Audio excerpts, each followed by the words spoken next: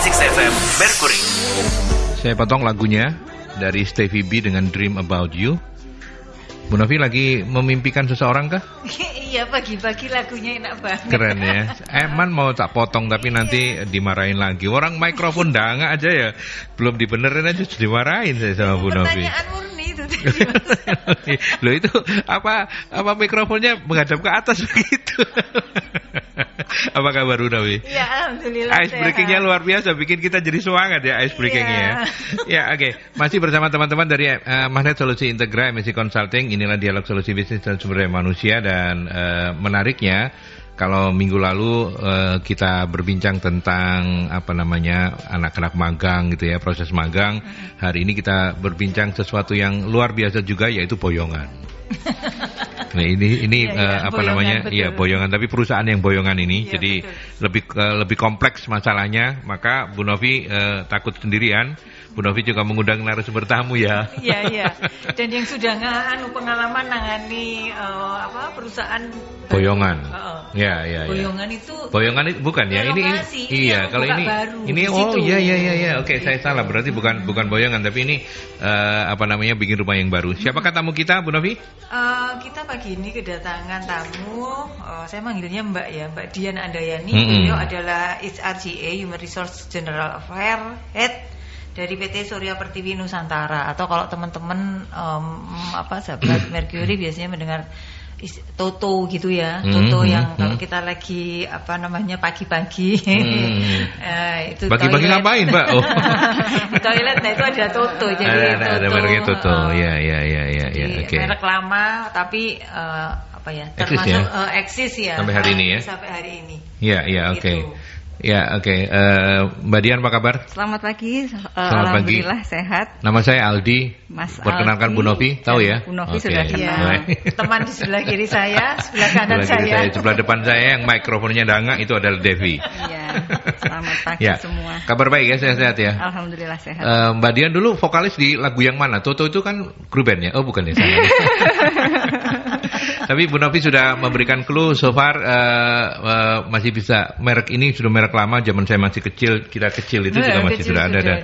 Sampai hari ini masih eksis ya, Mbak Dian ya. Kalau nggak gitu nggak buka baru di sini. Nggak buka baru. Jadi ceritanya memang buka pabrik kah atau apa ini yang baru ini? Iya, jadi terima kasih waktunya.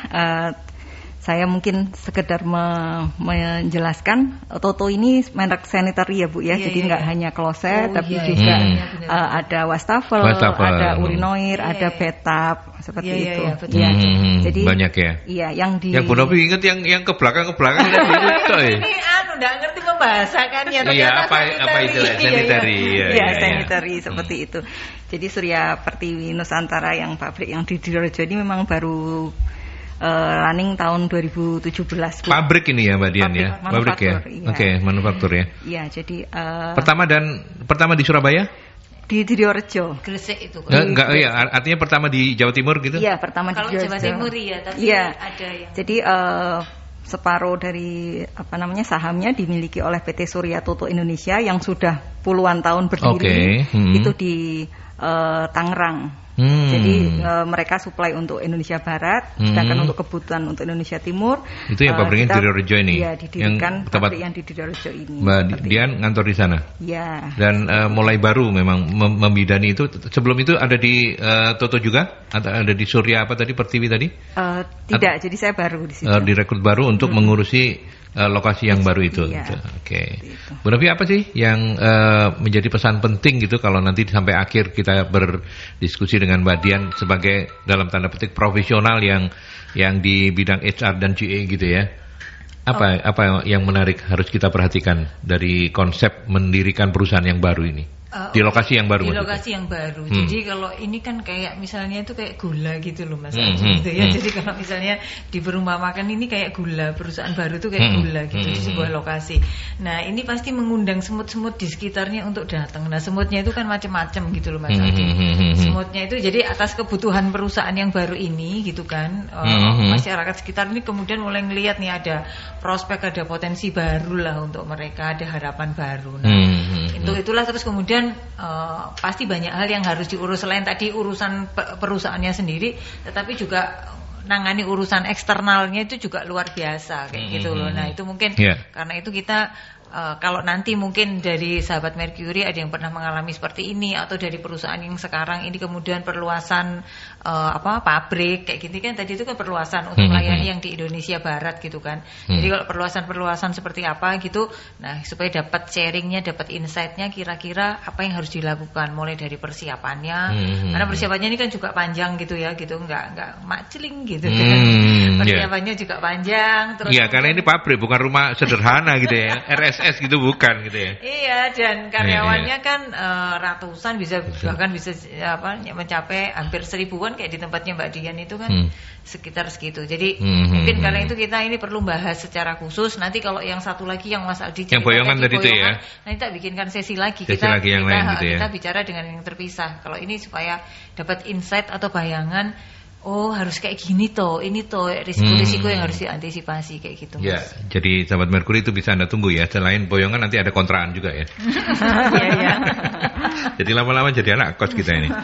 Ya, oke, Mbak Dian, apa perbedaan mendasar aktivitas yang dilakukan ketika mengelola perusahaan yang sudah running dan untuk menempati tempat yang baru? Tapi saya berdosa kalau saya nggak menyapa partnernya Bu Novi di MSI ya. Iya. Dev, apa kabar?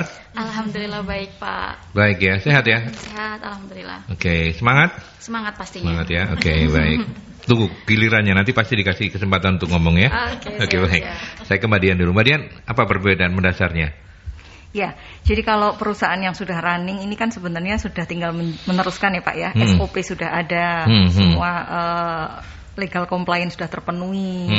Jadi tinggal beradaptasi dengan lokasi yang baru, meneruskan saja, lebih smooth lah. Tapi kalau benar-benar buka baru, artinya mulai dari nol, seperti babat alas seperti itu. Jadi dari, apalagi ini manufaktur ya, mulai dari pembebasan lahan, perizinannya semua, ini kan butuh waktu juga. Paling tidak nih 1 tahun untuk beresin semua. Jadi mulai dari Anda itu ngurusin sampai perizinan juga? Awalnya ya? Legal yang handle. Oke. Legal yang handle. Jadi setelah perizinan selesai semua, pabrik sudah berdiri, baru GE ini bisa berfungsi dengan optimal. Awalnya kita pakai legal. Tapi itu bagian yang menyita pikiran juga ya. Jangan-jangan nanti kalau sudah selesai ada masalah enggak, itu kan juga jadi jadi pikiran itu. Anda juga gitu ya. Tapi itu dan kemudian ada berapa karyawan yang sekarang Mbak Dian bawahi? Sekitar 800 orang Pak. 800 orang gitu ya. Itu lebih banyak cowok ceweknya atau seimbang? 90% cowok. 90% cowok ya. Karena butuh ekstra tenaga ya, karena sanitary ini kan berat Bu. Jadi memang ceweknya hanya di office aja, di pabrik hanya di admin seperti itu. Nah, ketika ini kan sudah operasional relatif sih sudah cukup panjang ya, artinya 2017 ya. Atau operasional atau itu baru mulai pindahan? 2017 tuh mulai buka-buka. 2018 mulai running. Running ya. Oke, running produksi segala macamnya itu 2018. Sekarang 2021 tahun ke-3 ke-4 ya. Iya. Ya, oke. Nah, ketika di awal-awal dulu apa yang kemudian masih Mbak Dian ingat sebagai sesuatu yang paling krusial lah ya, yang harus dipersiapkan dan kemudian sebenarnya sudah diantisipasi tapi misalnya di lapangannya beda gitu. Apa cerita-cerita menarik di awal-awal 2018 itu? Jadi kalau perusahaan buka baru ini pasti ada internal eksternal ya untuk treatmentnya lah seperti itu. Mungkin lebih banyak kita fokus ke eksternal karena bagaimanapun juga kita harus jalin hubungan baik dulu dengan Muspika yang pertama, betul, dengan lingkungan sekitar, mulai dari Muspika, kecamatan, polsek, dengan kelurahan, kemudian juga menjalin hubungan baik dengan tokoh masyarakat, seperti itu karena semua ini kan terkait ya. Bagaimana kelancaran perizinan kita ini salah satunya juga bisa disupport dari hubungan baik kita dengan masyarakat. Intinya community relation ini yang harus dijaga dulu nomor 1. Lalu dari situ kita terapkan mengenai biasanya rekrutmen ya Pak ya, SOP-nya kita sampaikan dulu. Jadi perusahaan itu standar rekrutmennya seperti ini. Jadi misalnya yang kita prioritaskan mungkin untuk rekrutmen dari ring 1 ini artinya manajemen ya? Ring 1 ini maksudnya sekitar. daerah sekitar.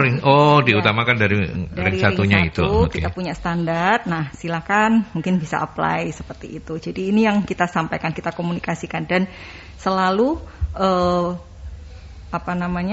hal-hal seperti ini kita buatkan notulen tertulis untuk menghindari ada mungkin kepentingan pihak-pihak lain yang mungkin berkepentingan lah di sini. Apalagi kalau interestnya itu vested gitu ya.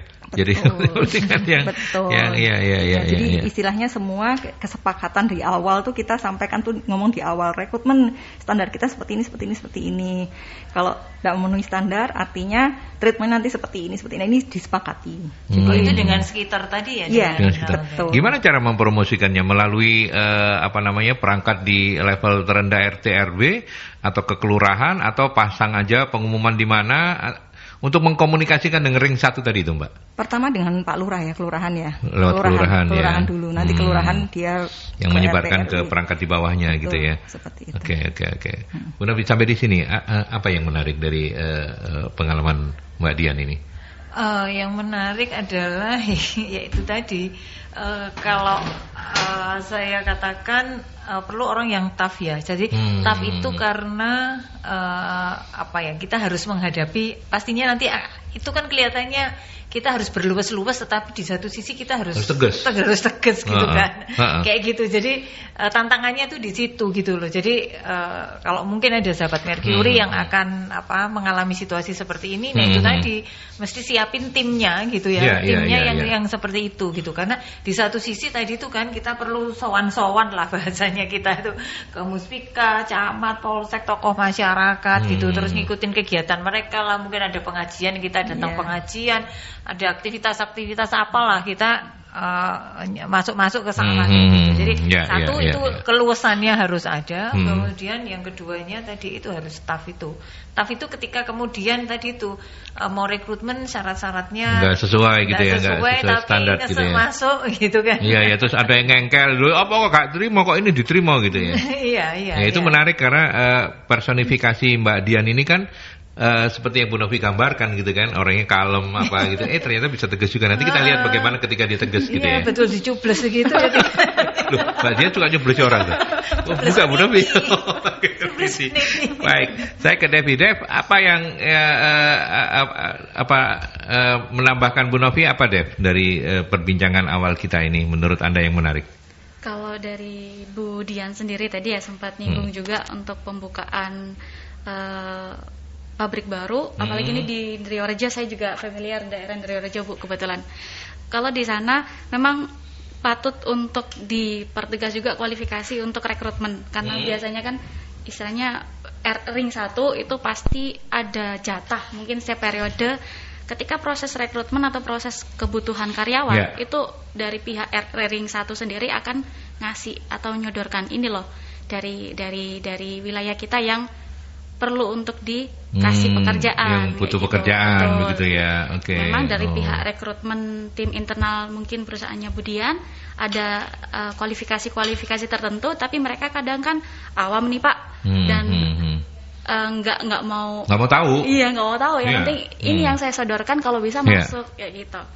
Kalaupun nanti ada sesuatu di belakang ya nanti negosiasi lah antara pihak internal perusahaan sama pihak ring 1 tadi. Seperti itu. Dan itu panjang masih ada banyak hal yang menarik di situ, dan pasti banyak hal yang akan diambil nantinya untuk saku di proses selanjutnya lagi.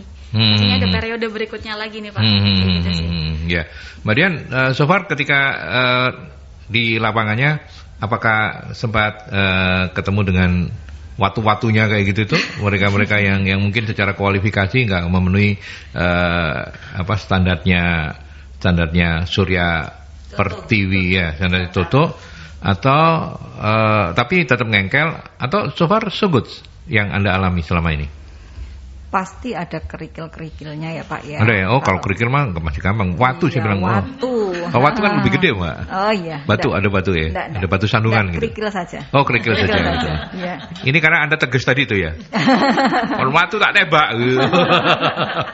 Ya enggak juga Pak. Jadi dari awal seperti yang tadi saya sampaikan, dari awal kita sudah sampaikan mengenai SOP rekrutmen kita. Jadi kita sosialisasikan ke perangkat desa. Dan itu tertulis ya? Iya, standarnya kita jelaskan dan itu tertulis.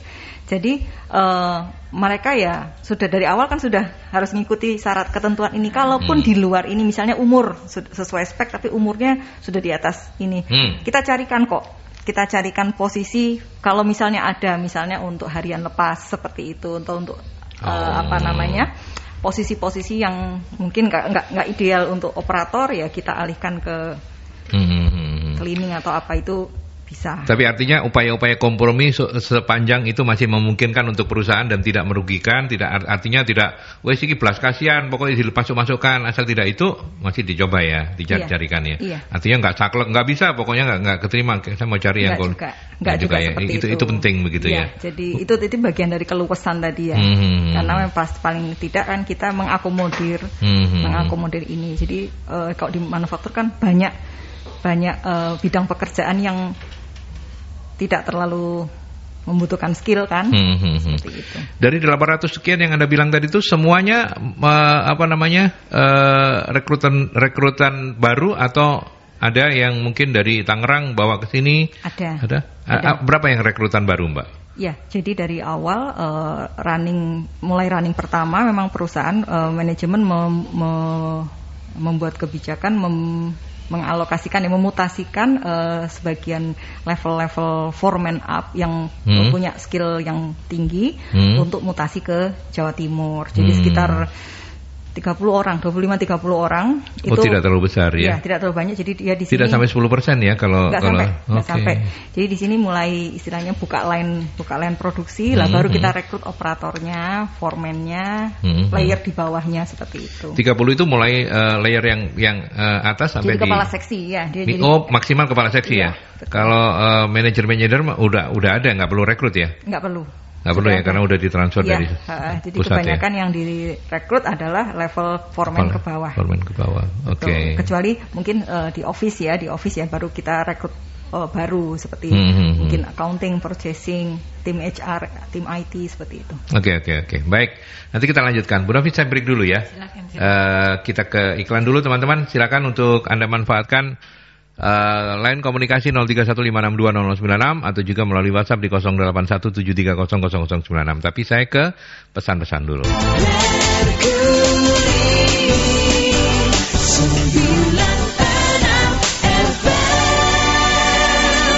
Kita lanjutkan, masih menarik ini perbincangannya bagaimana kemudian peran dari HR. Hari ini kan kita akan lebih banyak sebenarnya ngomong peran HR mengelola perusahaan di lokasi yang baru. Tadi kita sudah bincang-bincang tentang bagaimana kemudian Mbak Dian dari Surya Pertiwi Nusantara atau produsen sanitary Toto itu buka pabrik di Rejo, banyak catatan-catatan menariknya terkait dengan bagaimana merekrut ya. Baru bicara soal rekrut tadi itu. Nah, kalau kemudian atau saya ke Bu Novi dulu. Bu Novi dari proses rekrutmen dan kemudian yang disampaikan oleh Mbak Dian tadi bahwa ya memang harus ada ketegasan segala macam kayak begitu ya.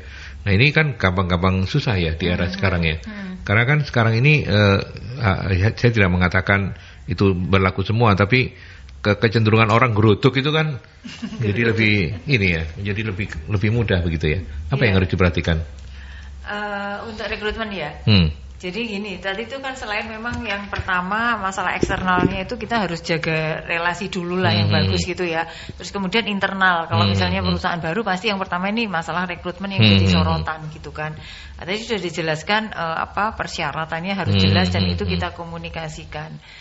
Yang berikutnya tadi misalnya juga jumlah gitu. Terus ya pemilihan mana-mana yang misalnya itu bisa dipenuhi dari orang sekitar atau memang yang kita harus cari dari luar gitu. Artinya ada beberapa jabatan, kalau misalnya kayak tempatnya Mbak Dian ini mungkin manajemennya sudah sangat bagus, sangat settle ya. Artinya orang-orang profesional yang memang sudah sejak awal misalnya ditugaskan di bagian-bagian fungsi-fungsi tertentu tadi gitu kan.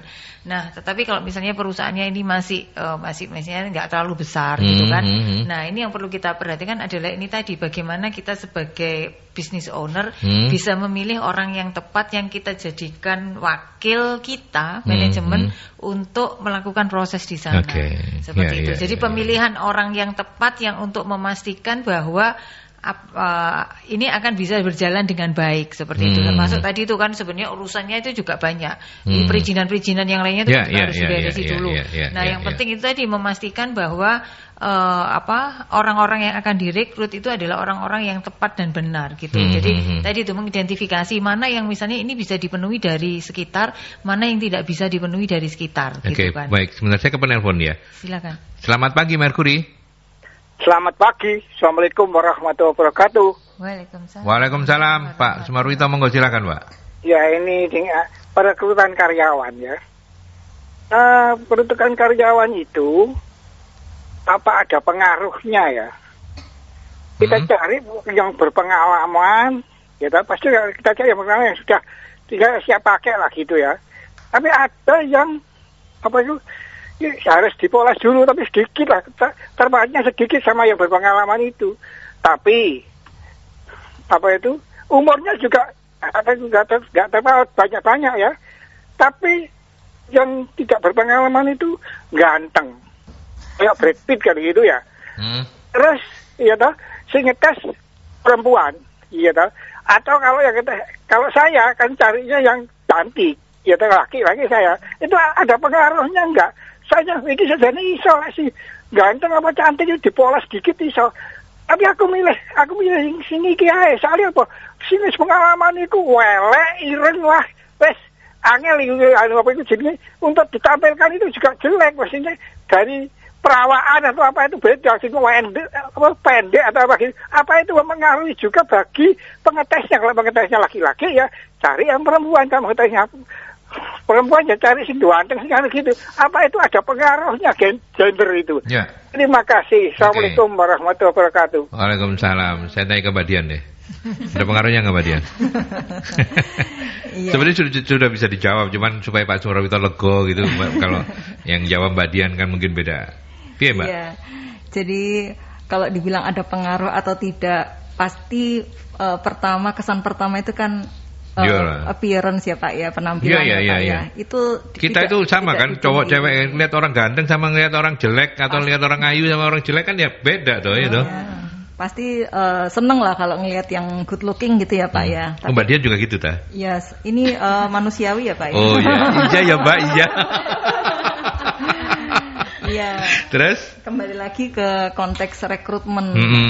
Kalau dibilang konteks rekrutmen, pastinya hal-hal seperti ini tidak jadi pertimbangan yang utama.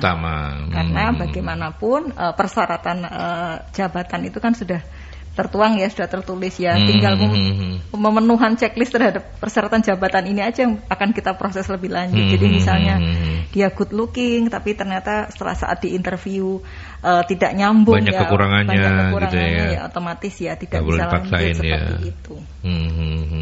Kecuali kalau dia cuman bagian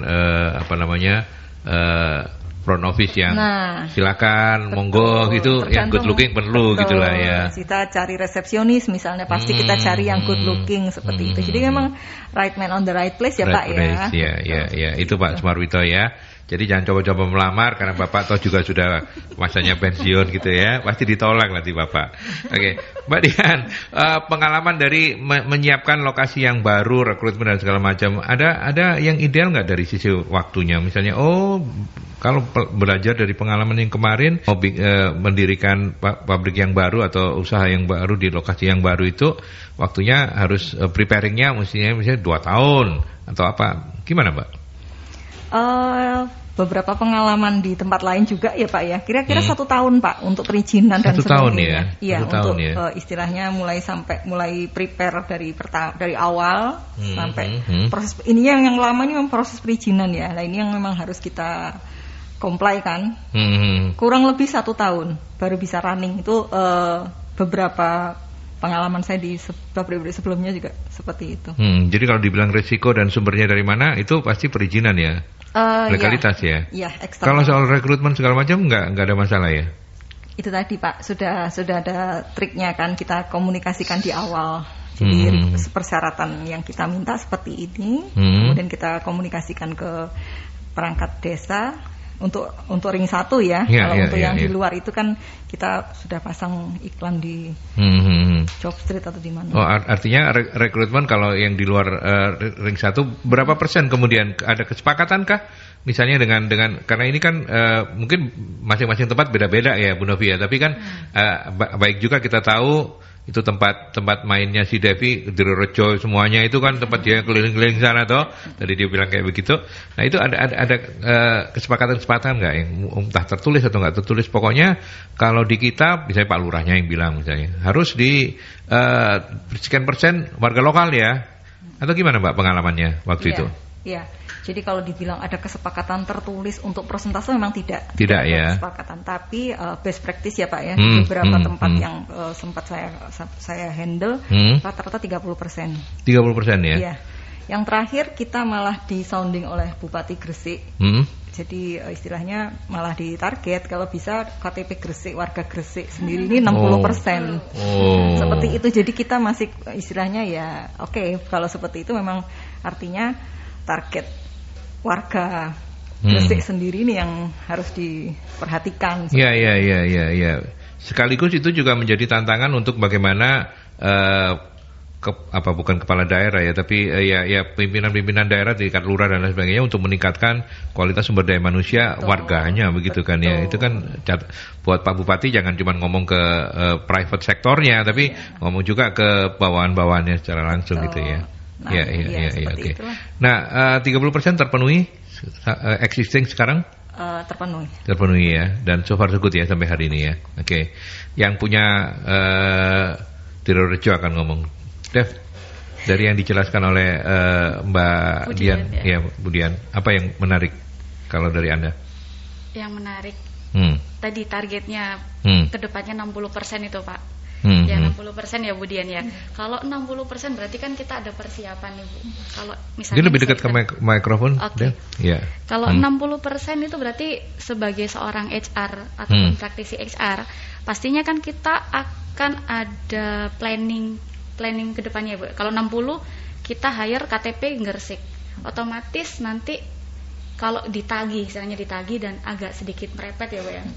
Berarti kita ada secondary-nya, ada senjata lain, yaitu mungkin dari trainingnya atau apa kayak gitu. Apakah dari Bu Dian sudah ada konsep tersebut atau malah sudah matang atau bagaimana nih Bu? Saya juga tertarik nih kalau misalnya 60, besar banget jujur aja kalau kayak gitu ya Bu ya. Dari Bu Dian nih menarik itu Bu, tantangan. Devi pinter loh, tak tanya balik. Iya loh Pak, penasaran ya. Iya makanya pinter. Targetnya 60 Pak, besar itu 60 ya. Betul. Makanya kembali lagi kan Mbak, Manpower Planning ada ya. Benar. Cuman sourcingnya ini dari Gresik ini yang PR kita.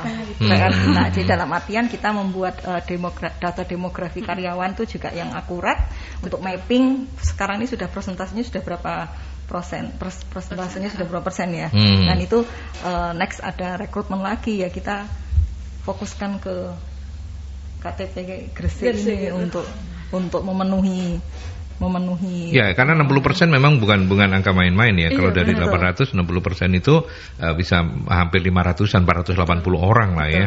Yang harus Bu Novi mau komen soal 60% apa mau ditambahi? Kalau Ibu jadi Bupati Gresik mau berapa? 70% jadinya. Ya memang tugas kepala daerah ya untuk memastikan bahwa penduduknya itu kemudian juga berdaya gitu kan. Berdaya artinya mereka punya pekerjaan gitu. Seperti itu. Nah, tadi itu kan tantangannya sebenarnya gini Mas. Tadi yang nyambung yang saya sampaikan sebelumnya, kita kan mesti milih nih kan, ini kita tadi bicara dengan terkait dengan Manpower Planning. Ini Manpower Planning ini pegang peran kunci nih. Karena dari situ sebenarnya kita ini harus ngerti dulu. Ini tadi mapping risiko dulu kan Mas. Jadi mapping risiko dan sebagainya. Nah, tadi dengan jumlah kita tahu nih kebutuhannya ini kan mungkin juga pastinya kalau bayangan saya ya biasanya akan seperti itu kan pemenuhannya bertahap. Misalnya di tahun pertama berapa, tahun kedua, karena lainnya akan jalannya kan akan trial gitu kan Mas, nggak langsung kayak gitu nggak serta-merta gitu ya kan. Jadi mungkin di tahun pertama tadi itu pemenuhannya berapa persen sampai sekarang ini 800-an orang itu adalah nggak tahu udah 100% atau berapa gitu. Nah dari pemenuhan yang macam-macam tadi itu kan kita juga harus ini risiko di tahun pertama kemungkinan apa, karena ini gejolaknya yang paling gede gitu kan, gejolaknya paling gede. Nah karena gejolaknya paling gede maka berarti harus seperti apa strateginya gitu kan. Tahun kedua sudah lebih smooth, lalu kebutuhan tenaga kerjanya yang lebih banyak yang karyawan jenis apa. Nah, itu kan juga harus dipetakan dulu gitu sampai misalnya kita target ini running smooth bisa memenuhi kapasitas optimal yang diharapkan 4 tahun atau 5 tahun kayak gitu. Jadi manpower planningnya ini jadi cukup penting, termasuk memilah ini yang harus misalnya karena ini banyak operator misalnya, nah berarti operator ini maunya gimana gitu ya, mau pakai outsourcing atau seperti apa. Nah pemilihannya ini tadi mitra-mitra yang akan dijadikan outsourcing ini juga harus tepat kayak gitu kan. Terus apalagi ada yang setelah Undang-Undang Cipta Kerja itu kan aturannya macam-macam. Strateginya kita ini juga harus mengcover itu semua gitu kan. Kan kayak misalnya sekarang nih setelah orang masa kerja 1 tahun, ketika kontraknya selesai ya mereka harus 1 kali gaji kan gitu. Itu kan juga memberatkan. Nah jadi caranya seperti apa, karena kita ini harus ngitung semua kan biaya tenaga kerjanya seperti itu. Nah termasuk juga kalau tadi itu sebagian besar ini ternyata outsourcing, terus kemudian posisi-posisi yang lainnya seperti apa kayak gitu kan. Jadi posisi yang mungkin atas tadi misalnya sudah cukup orang-orang yang dibawa dari headquarternya sana, dari pusatnya sana. Nah setelah ditempatkan sini masih kira-kira dalam pengembangannya ini masih butuh apa, karena dari rencana awal kan bisa jadi misalnya HR GA butuhnya cuma sekian orang gitu. Ternyata masalahnya lebih kompleks, bisa jadi kapan orangnya bisa nambah dan sebagainya sih. Kayak gitu. Jadi perencanaan di sini kuncinya itu di manpower planningnya gitu. Karena ini nanti akan menentukan bagaimana proses rekrutmennya dan supaya tadi itu smooth. Karena misalnya di tahap pertama ini kita nggak bisa menerima semua. Nah kita bisa sampaikan kan bahwa dari kebutuhan ini memang nanti akan bertahap. Jadi kita tunggu deh ya di tahap berikutnya di tahun depannya kayak gitu. Jadi itu tetap terakomodasi gitu loh, tetap hubungannya tetap kondusif gitu Mas Aldi. Oke, baik ya. Oke, kita break dulu untuk pesan-pesan sebelum nanti saya membuka beberapa pertanyaan dari sahabat-sahabat Merkuri yang sudah masuk di WhatsApp ya.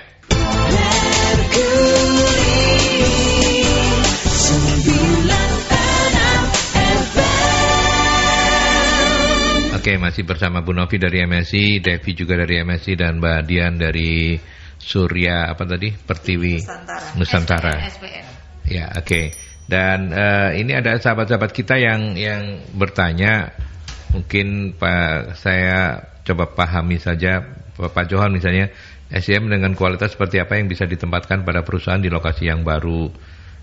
Sebenarnya tadi sudah kita diskusikan, tapi ya terima kasih Pak Johan sudah berkenan mampir. Kemudian Pak Fandi, saya jadikan satu untuk dikomentari oleh Mbak Dian. Pak Johan, SCM dengan kualitas apa yang bisa ditempatkan di lokasi yang baru? Mungkin nanti dijelaskan kembali. Terus Pak Fandi, selain SDM, apa saja kebutuhan mendasar yang harus dipersiapkan untuk keberhasilan sebuah proyek? Sebuah proyek ini maksudnya mungkin di lokasi yang baru ya. Mbak Dian. Ya, kalau tadi pertanyaan yang pertama, SDM apa saja? Ya, kualitas seperti apa yang bisa ditempatkan pada perusahaan di lokasi yang baru. Mungkin kalau ini sebenarnya ya sangat bergantung ya dan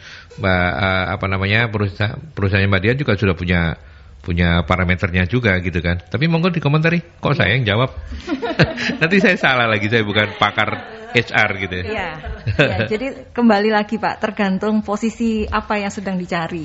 Jadi masing-masing posisi jabatan kan punya persyaratan jabatan. Jadi kembali lagi ke situ ya, on the right. The right man on the right place gitu ya. Oke. Misalnya nih kita ngomong operator ini kita nggak perlu pengalaman karena kita bisa training seperti bisa itu. Bisa di training. Cuman gitu ya. usia yang ada batasan maksimal dan pendidikan. Jadi misalnya laki-laki misalnya pendidikan minimal SMA, SMK.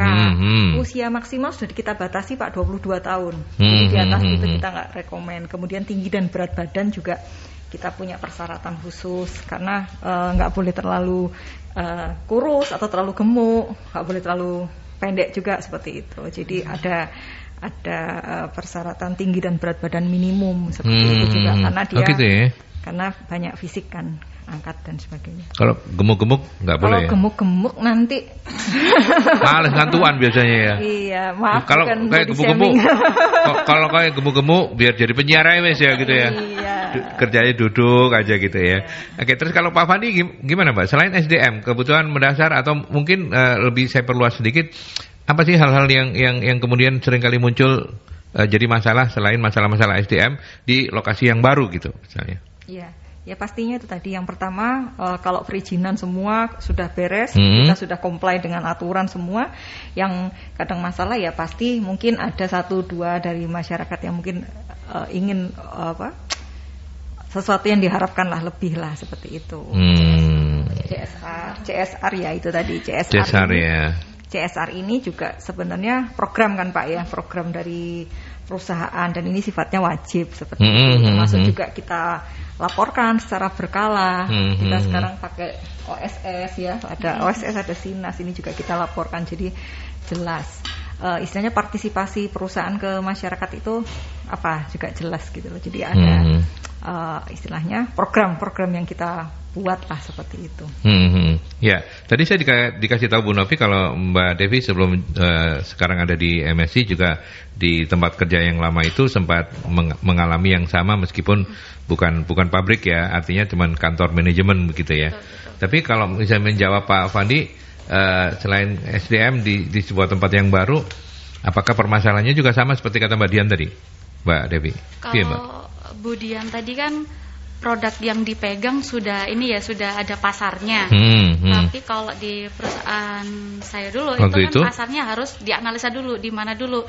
Kira-kira customernya nanti yang dituju atau yang ditembak itu yang mana.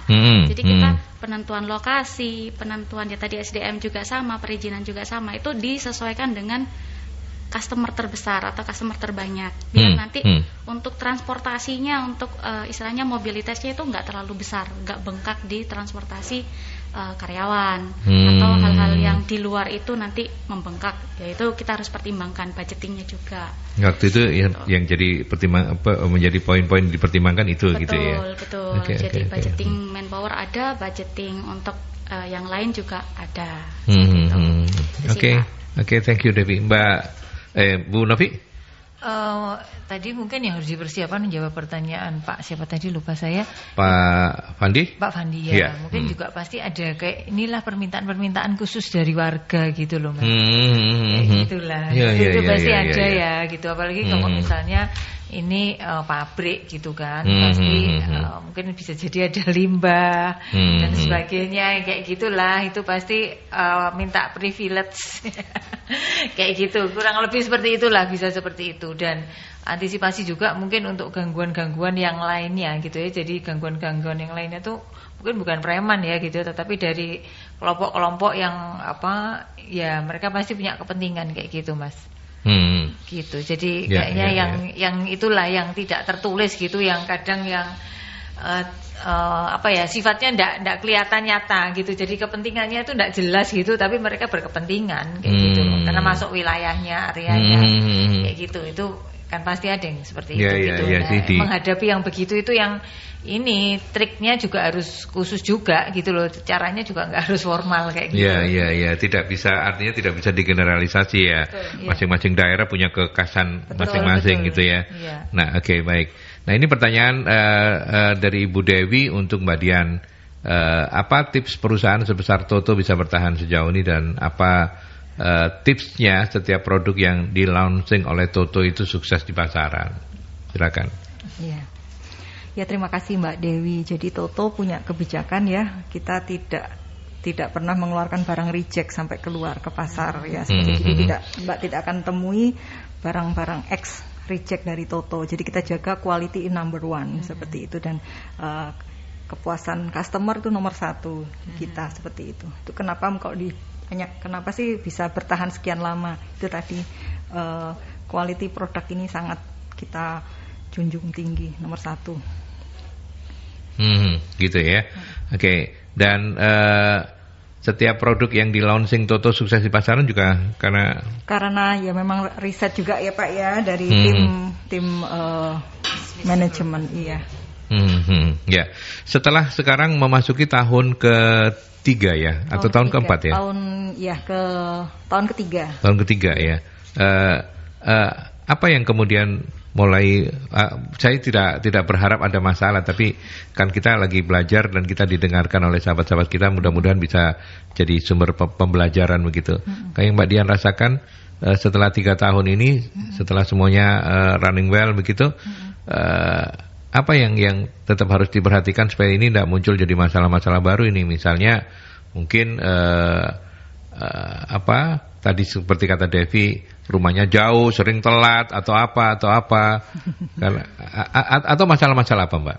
Iya, jadi tetap kembali ya Pak ya, kita harus maintain good relationship dengan community dengan lingkungan sekitar. Itu tidak bisa berhenti ya. Bisa berhenti, itu harus istilahnya sustain. Artinya dalam tanda petik gejolaknya itu selalu muncul dan aneh-aneh juga gitu ya. Ya kita di sisi usaha kan harus bilang ya itu kalau memang tidak di-maintain kan bisa muncul ya. Ya.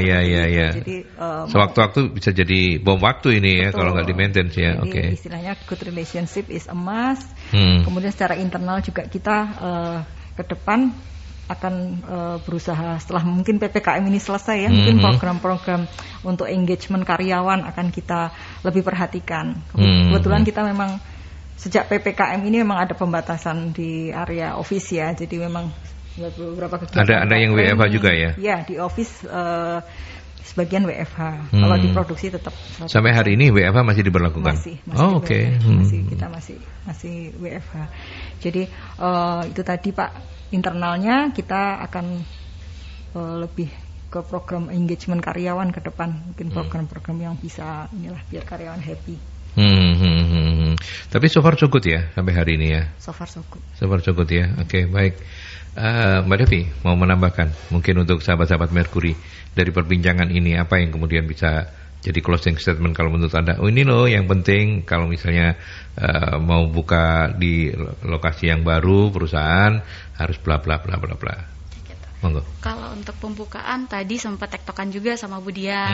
Kira-kira apa nih ketika sudah SDM sudah terpenuhi semua, terus gitu kita memperkuat pondasinya harus di apa dulu? Kalau dari kita berdua hasilnya adalah solid tim yang solid ya gitu ya Bu ya. Jadi diperkuat dulu antara satu tim ini harus solid dulu. Jadi kalau dia timnya istilahnya cocok nih, teman-teman yang lain dalam satu tim dia bakalan muncul engagement sendiri, kemudian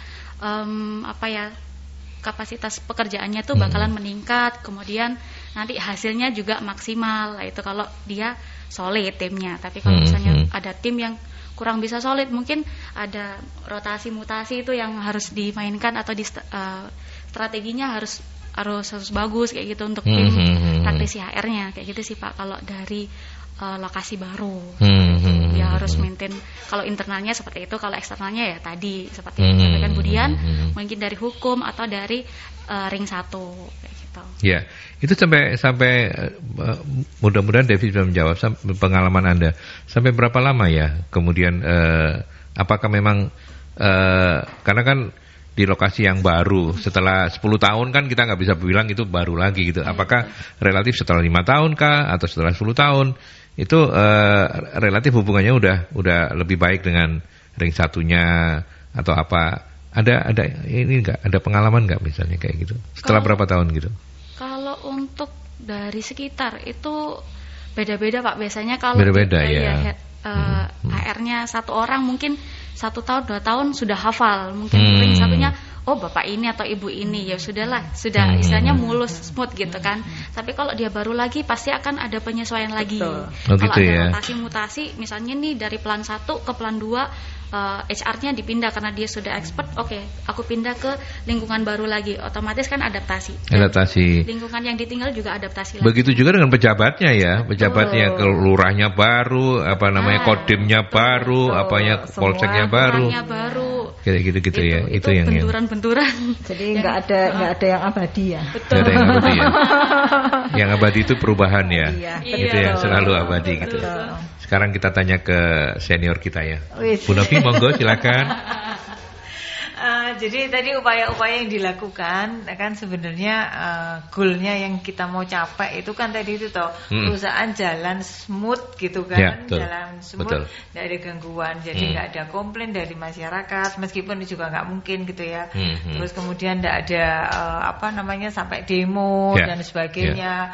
Kalaupun ada masalah itu cepat diselesaikan karena sebenarnya ini sangat sensitif ya. Sensitif itu artinya gini, karyawan itu kan modelnya macam-macam gitu. Kalaupun misalnya kemudian ada yang bermasalah, kemudian karena bermasalah ya sudah kita proses, akhirnya bisa jadi sampai PHK dan sebagainya. Nah itu kan pasti menimbulkan ketidakpuasan kalau ternyata si karyawan yang kena ini tadi, kasus ini tadi, itu adalah misalnya orang punya hubungan dekat dengan orang yang berpengaruh di sekitar. Gitu kan. Itu pasti kemudian jadinya cari-cari macam-macam kayak gitu kan.